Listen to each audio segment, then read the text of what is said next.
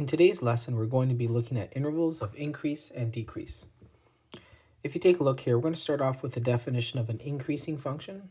So under what conditions is our function increasing? Well, if you read this here, let f be a function. If for every value, so every x and y that you take out of the domain of your function, and just to remind you again, that's a symbol for domain, d subscript f. So if for every 2 points you take in the domain of your function, such that x is less than y, essentially you're just saying that you're grabbing the points and the x value is to the left of the y value, so it's smaller.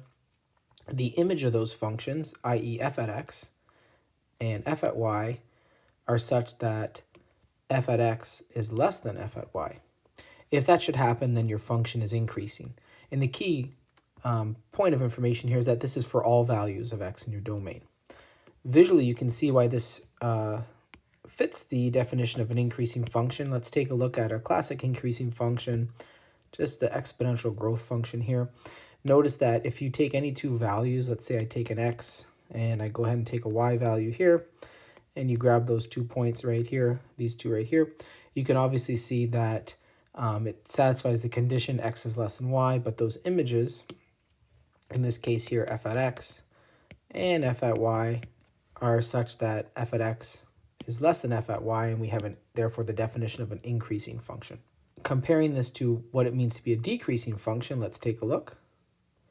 A function is decreasing if x is less than y again, however the images get smaller, right? And then just coming back to what we've already talked about here, you can see this is what diagram I had just talked about for an increasing function. And then if you're talking about decreasing functions here, you can see that again we have x is less than y.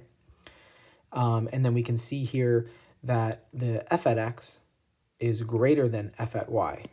So what happens is as you pick values that become larger on the x-axis, the images of the function, in this case f at x and f at y, become smaller, and therefore it's a decreasing function.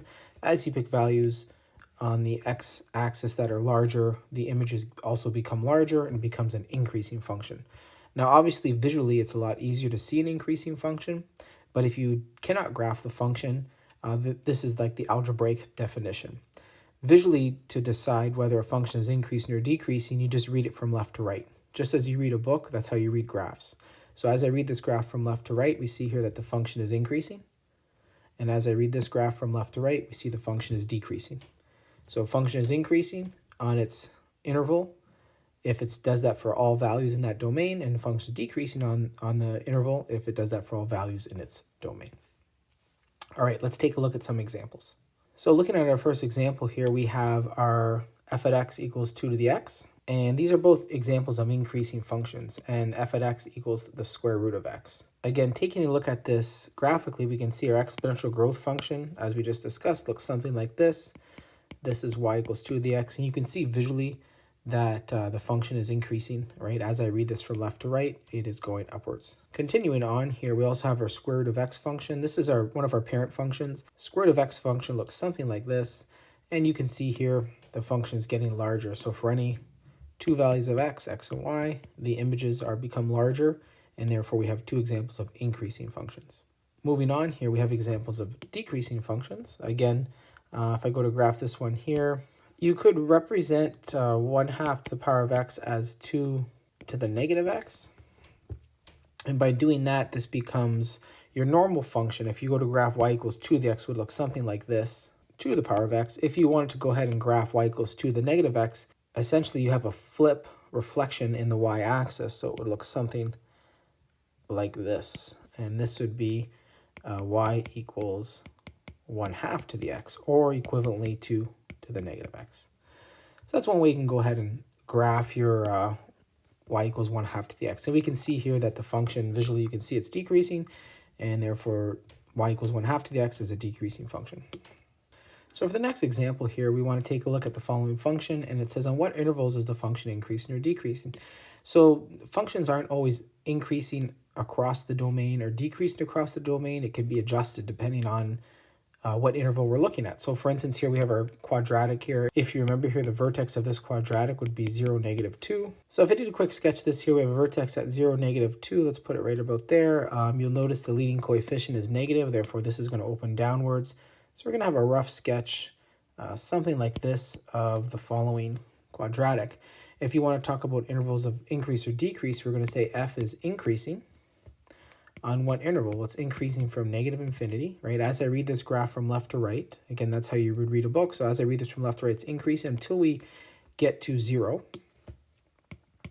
And then the function f is decreasing on the interval afterwards. So after 0 down to here, it becomes a decreasing function. So it's decreasing from 0 to infinity.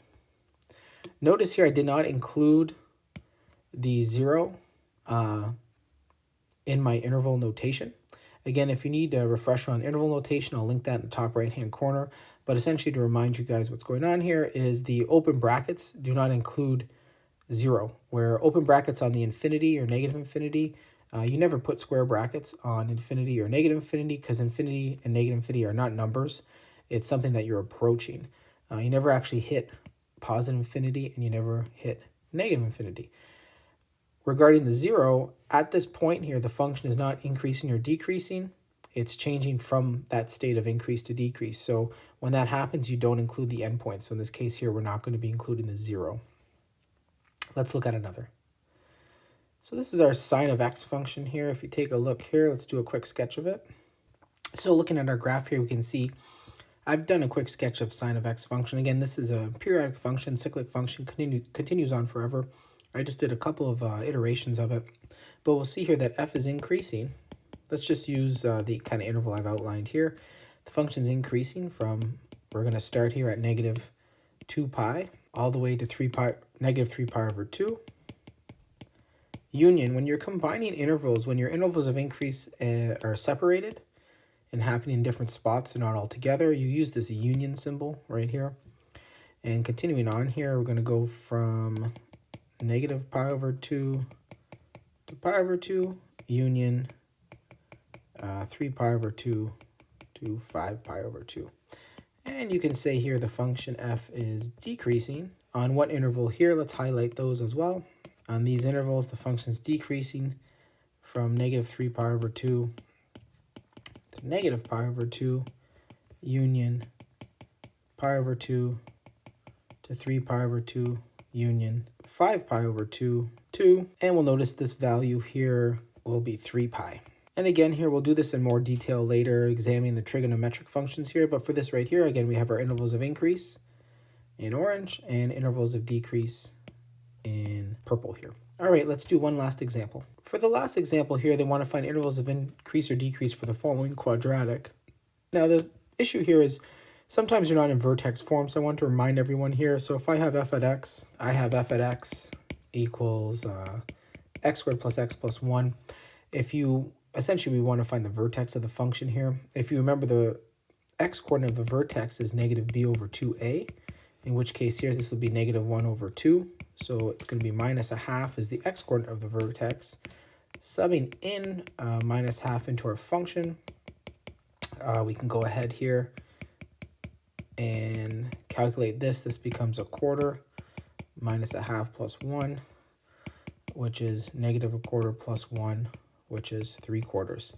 So the vertex of this function is minus 1/2 and 3/4. So if I did a quick sketch of this function, it would look like the following. This point right here is minus 1/2 and 3/4, and we've got here our function here. So if I go to find the intervals of increase or decrease for the following function, the intervals of increase or decrease, you can see here the function is decreasing from negative infinity to minus 1/2, and the function is increasing from minus 1/2 to positive infinity. All right, that concludes today's lesson on intervals of increase and decrease.